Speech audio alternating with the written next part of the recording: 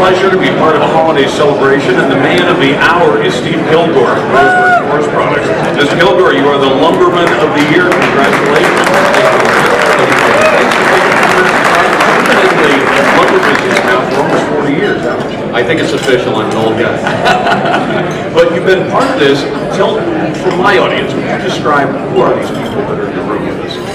Well, today we have represented the wholesale and manufacturing community from around the Northwest, all in the wood products industry. It encompasses both lumber, plywood, engineered wood products. And everything else that you're going to make. Anything we can make out of a tree. And how's the industry doing?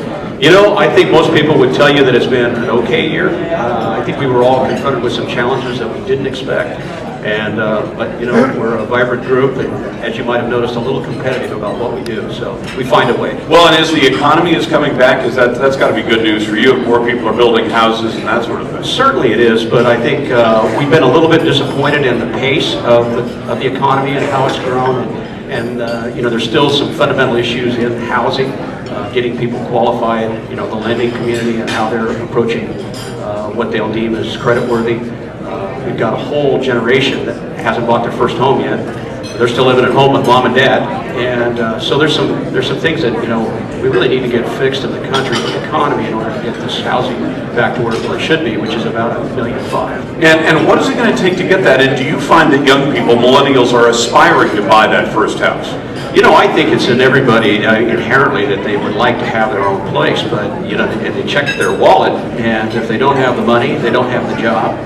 Then they can't support that goal. But I think as they move into their careers and they again acquire, you know, some income, you know, I think we see that they'll step up and buy. I mean, I know that one of the other problems people are up against is if they've gone for some training or for some schooling, they may have piled up some debts that may be standing in the way of getting into that first house. Absolutely, and that's a huge issue. And how are we going to contend with that? You know, it's literally billions of dollars that's hanging out there.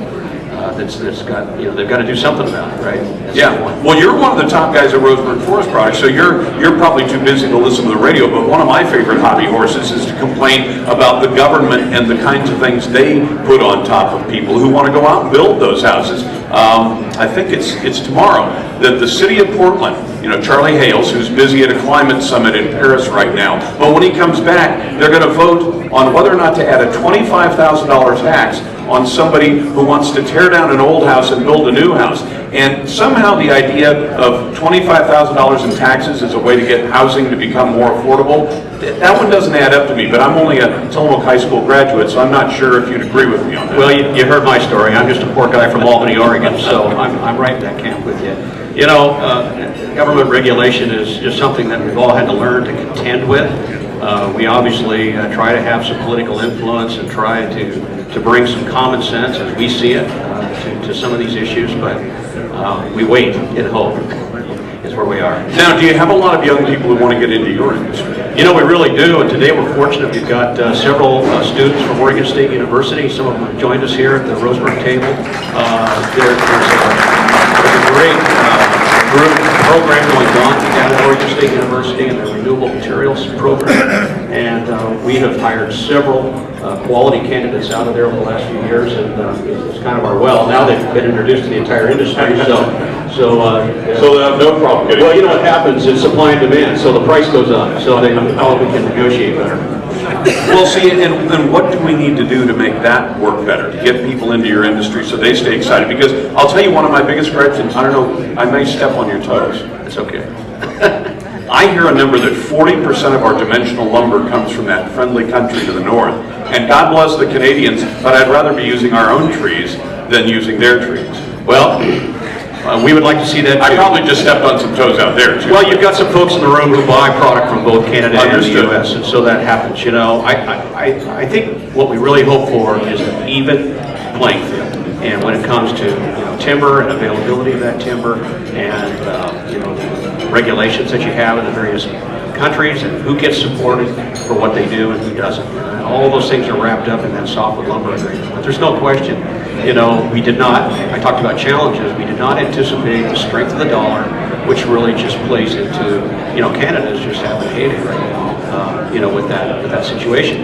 Not to mention countries in South America, Brazil, shipping panel products into our country. I mean, it's a significant impact And so what was already a delicate supply and demand and an improving environment for us all operating, which we had in 14, now not so much this year. Well, and I guess it can't help you that Roseburg Forest Products and companies in this room are paying America's highest corporate tax rate in the world, and Canada's 10 points lower or thereabouts. Well, in fact, we were in a discussion recently involved with a potential acquisition in Canada, and the tax rate was significantly different. So it does play in. Do I hear an inversion on the horizon? Well, we call it hedging. Oh, okay. Whatever works, but I mean, it just seems a little odd. Fine, you guys go ahead and sell timber. You're going to be paying a much higher tax rate than those people. That's a tough situation to be in. Yeah, but that's the case really around the world. I think we have the highest corporate tax rates. Yeah, we are number one in the world in that. It's not a good thing, but we are number one at it. So what else would you like to see happen in Oregon and Washington to make the situation better, both for your industry and for the people who want to live in houses made out of wood? Well, I think that we keep playing ring around the rosy with the ONC lands and the state timber lands that we have, and really haven't resolved anything. And when we look at these rural communities and access to that timber, what those timber receipts did to fund schools, again, you heard the story. I mean, I grew up in this state, and we had an excellent education, growing up because it was funded. And it was largely funded because of what we were doing with those timberlands and those receipts. So, and you had roads and sheriff's deputies, and you had law enforcement and all the other things that community needs. All the good stuff. So how do we get back to that? It's a lot of work. It's a lot of work. Are you getting any help from Salem right now or Olympia? There's always an ongoing dialogue, and there's a lot of change we've got going on in Salem right now, and so it'll be interesting to see how the next year develops. But everyone's giving it the good fight, and hopefully sitting down at the table, keeping the dialogue open, and trying to resolve this. All right, and what else? Where are you going next with Roseburg Forest Products? You're vice president now. Yeah, well, we've come on, you can. Everybody else is getting to move up in the business. Well, it's been big changes for Roseburg. We are an 80-year-old company, family-owned, continues to be family-owned with Alan Ford as our chairman and our CEO. I talked to him a long time ago. He's a good guy. Yeah, great guy, and he has stepped down as president. We've named a new president, Grady Mulberry.